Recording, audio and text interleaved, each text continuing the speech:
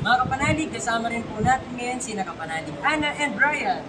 Hello po mga kapanalig. Welcome po kayo sa Diocesan Shrine and Parish of St. Therese the Child Jesus. Kabilang po yung church namin sa 14 na Jubilee Churches ng Diocese of Antipolo. Pwede po kayong magdasal. Pwede tayong magdasal, magnilay, mag-selfie with the family, at sumunod sa yapak ni Ate Therese na gumawa ng mabubuting bagay in our own little way. Ay mga kapanalig, dito po tayo ngayon sa Tower of Prayer, kung saan may kita po natin nasa bandang baba. Pwede po tayo mag-ali ng mga panalangin at magtulos ng kandila. At ganyan rin naman po, pwede rin natin siyang akitin. Nakita natin yung spiral na stairs na yan. And dun sa ituktok, makikita natin yung mga batingaw. At sa pinakatuktok naman, may wala iba kundi ang Kristo, ang nag-iisang hari ng mundo. At dito po nagtatapos ang isa na namang adventures ngayong Flores de Maria 2025. Kita-kits mga kapanalig, God bless us always.